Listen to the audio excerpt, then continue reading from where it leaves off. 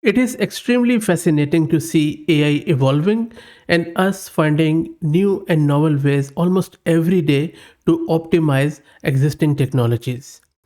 RAG or retrieval augmented generation is one such technology. You just saw in the last few days that I have covered this Microsoft GraphRAG a lot from various angles. We saw it how to use it with APIs, we saw it how to use it with Grok, with Olama, and various other things.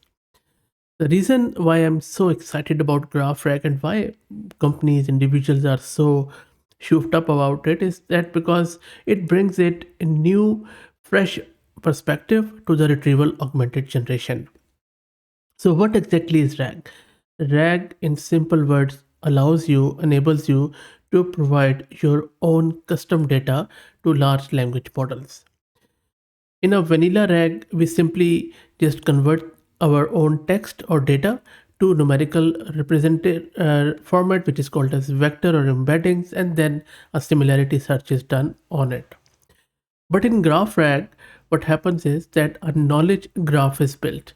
What knowledge graph is, it is simply the model extracts or the tool extracts the entities and their relationship from our documents and then builds a graph.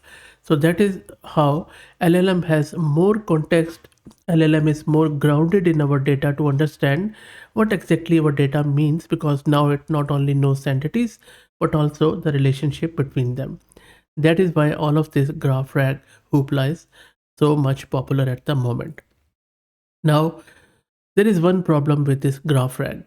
If you're not using it locally and you are doing some hacks like we did with Olama, with other open source free models locally, then there are a lot of bugs there. It doesn't always work with local searches, with global searches, and all that stuff. You already have seen it. It works. I'm not undermining it, but still there are problems. And if you use it in its recommended format from Microsoft, it is very expensive.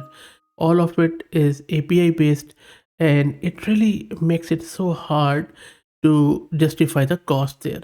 And that is why I was very excited when I stumbled upon this model called as Triplex. Now, this doesn't come under Apache 2 license.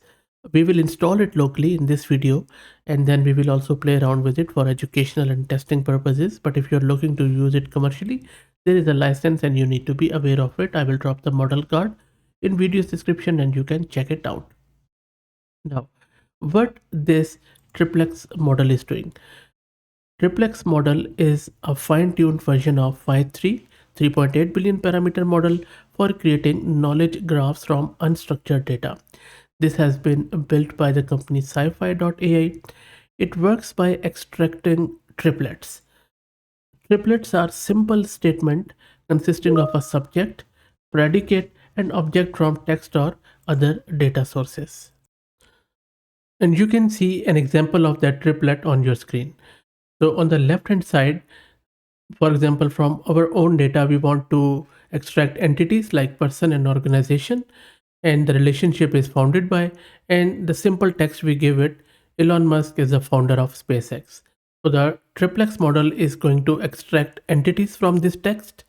As we said that we need a person and organization, so triplex will very intelligently extract this person and organization, and also it is going to extract the relationship which is founded by, and then it is going to print it or present us in the form of JSON on the right hand side. That is what triplex is going to do, and this is what we are going to see in our hands-on demo. We are going to install it, and then we are going to run it in our Jupyter notebook locally. Before I show you the installation, let me give a huge shout out to our good friend at Mass Compute for sponsoring the VM and GPU for this video. If you're looking to rent a GPU on affordable prices, I will drop the link to their website in video's description. Plus, I'm also going to give you a coupon code of 50% discount on range of GPUs, so do check them out. Let me show you the VM which I'm using, which is Ubuntu 22.04, and I have one GPU card of 48 GB of VRAM. That should be more than enough. Let me clear the screen. First up, let me create a Conda environment. I'm just going to call it Triplex, this is just to keep everything separate from our local system. Let's wait for it to get installed. And that is done and activated. Let's install the prerequisites like torch, transformers, accelerate. Let's wait for it to get finished. These prerequisites are done. Let's now install our Conda Jupyter notebook and then launch it in the browser. Let's wait for it to get launched. So our Jupyter notebook is ready. Let me import some of the libraries which we have installed. Let's wait for it to get imported, and that is done. And now let's first define a function which is going to take model, tokenizer, text, entity type, and predicates. So which we already saw. Predicate is a relationship, and then create a prompt template on the basis of it. It is then going to just create a proper template as per our input format, and then it is going to create a message around it in a prompt template with the roles defined, and then it is going to use tokenizer to convert that text into tokens. Then it is going to decode what model will generate and return the output. So let me define that function, and that is done. And now next up we need to get our model and tokenizer. For that we need to run this command, which is, you can see, first we are getting the model, which is SciPhi Triplex, and then we are getting the tokenizer. So let me run it. And it has started downloading the shards of the models. So there are 2 shards.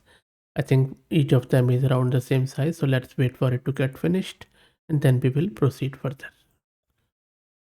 Okay, so the model and tokenizer both have been downloaded and we are ready to test it out.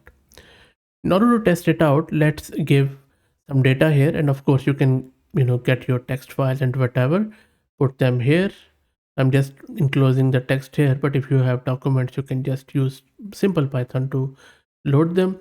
From there I'm asking, my requirement is to that I just want to extract these entities. So this is a legal text. I want to extract what is the case, who is the lawyer, and what was the date. And then the predicates or the relationship which I want to find out is that what was the verdict and what were the charges there. So let me run it and see what model does. And there you go. So the model has returned that this is what we wanted, and this was the text, and the JSON is this was a case, this was the date, these were the liars, this was the verdict, and there were 5 charges, and then this is the one. How good is that? Amazing stuff. So let's try out another one. And in this one, I'm just going to give it, maybe I'll try out with a medical one now. For the medical domain, similarly, let me paste the data here quickly. Let me go up. I'll just replace the existing one to keep things clearer. I'll run it. So entity type is disease, symptoms, treatment, and the relationship predicates are causes, prognosis. This is a text. So let's see how the model extracts this. Let's wait, that is done. Let's come down, and then you see, so this is the disease, and then these are the causes or symptoms, and then it is also talking about treatment and prognosis. Amazing stuff. Okay, in the next one, what I'm doing it, I'm just providing is the event, location, and date, and then I am doing the predicates of participants and results, and the text is this. Let's see what sort of entities and triples it provides, and then we will look at it. Let's wait for it to finish. And there you go, there is the result. Now let's try to actually understand it, what is happening. So in this output, it has given us extracted entities and triples from a text about 2024 Summer Olympics.